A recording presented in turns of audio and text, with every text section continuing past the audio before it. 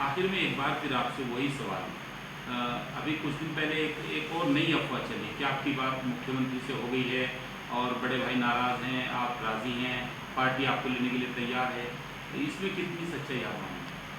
हम दोनों भाइयों की बात, जो लोग इन अफवाहों को जन्म देते हैं वो दोगले किस्म के लोग हैं। उनको हमारे उससे कोई लेना देना नहीं है। वे अपने घर पे बैठ के ये सब मनगढ़ंत बातें करते हैं। दोनों भाइयों की जो बात होगी वो हम किसी और को क्यों बताएंगे? वो तो रणनीतिक बात है, वो रिजल्ट से सामने आएगी। हम दोनों भाई राजनीति में, जो भी पार्टी, समाजवादी पार्टी में हम हैं, इसमें कोई दो राय नहीं है। ये भी बात सही है कि हमारी जो संस्कृति है वो कांग्रेस संस्कृति रही हमेशा, जन्मजात हम कांग्रेसी रहे। लेकिन जो आज भी हालात हैं राजनीति में, जो भाई रुद्रसेन और मैं दोनों हैं, ये पता नहीं कौन लोग हैं जो हम दोनों के बीच किस तरीके की बात करते हैं। हमारे में तो अंदर में ऐसी कोई बात है नहीं। अगर भाई बड़े भाई मना कर रहे, छोटे भाई हो जाएंगे। भाई जहाँ भी हैं दोनों हैं, जहाँ भी रहेंगे दोनों रहेंगे, इसमें तो कोई शंका ही नहीं है, शक शुबा ही नहीं है।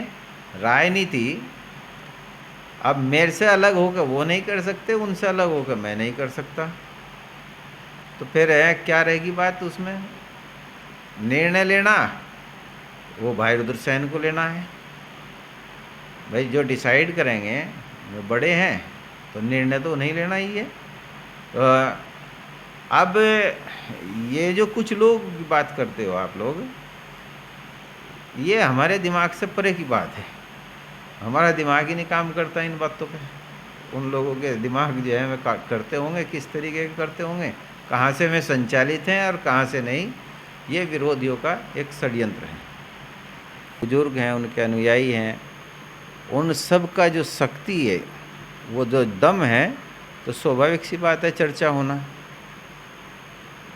लोकसभा चुनाव की तैयारी को लेकर भी आपकी इस वक्त जो है अफवाह चल रही है कि आप लोकसभा चुनाव लड़ेंगे, इसमें कितनी सच्चाई है? नहीं, ये अफवाह नहीं है। लोकसभा चुनाव लड़ने की हमारी पूरी तैयारी है, ज़बरदस्त तरीके से हमारी तैयारी है। और हमारे साथी ही कहेंगे तो ही चुनाव नहीं लड़ा जाएगा, नहीं तो माननीय अखिलेश यादव जी, उनसे भी बातचीत हो रही है। अप्रैल में हमारे जो पिछले 2022 अप्रैल में मेरी मुलाकात हुई थी, उस दौरान सारी राजनीतिक परिस्थितियों के ऊपर बात हुई थी। तो लोकसभा चुनाव की हमारी पूरी जोर तैयारी है। मौजूदा दौर को किस तरह देखते हैं कानून व्यवस्था को लेकर? देखिए, जो मौजूदा दौर है कानून व्यवस्था को लेकर, अब इसका सही जवाब जनता ही दे सकती है कि जनता क्या महसूस कर रही है। लास्ट का जो आपका अखिलेश यादव जी का शासनकाल रहा, उन्होंने डायल 100 थी, अब तो वो 112 होगी, 102 थी, 108 थी, ये सभी की थी।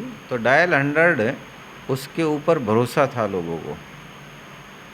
तो उस आधार पे जो कानून व्यवस्था के लिए उन्होंने कदम उठाए थे, और आज जो कानून व्यवस्था है, आप चारों तरफ देख लीजिए, खुद जनता से पूछिए। हम तो विपक्ष में हैं, फिर कहेंगे कि आरोप लगावें। तो भाई विपक्ष का काम है जनता को जो उनके खिलाफ, उनके हितों के खिलाफ बात है, उसको आवाज़ को उठाना। लोकतंत्र तो सच्चे मायने में यही है।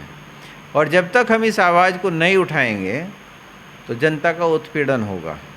तो इसीलिए इस आवाज़ को उठाया जाता है और सरकार को सुनना चाहिए। सरकार बनी किस लिए?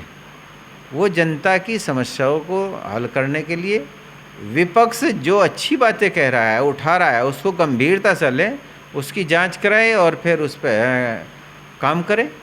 तो जनता के हित के लिए तो आवाज़ उठा रहे।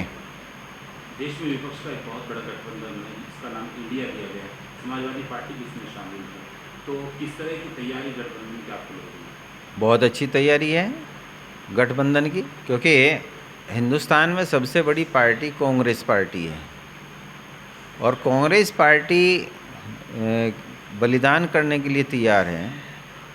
हमारे जो राष्ट्रीय अध्यक्ष हैं समाजवादी पार्टी के अखिलेश यादव जी, उन्होंने भी ये कहा है कि हम यहाँ पर जो कार्य जो सीटों पर जिन सीटों पर जो भी हमें त्याग करना होगा हम भी त्याग करेंगे।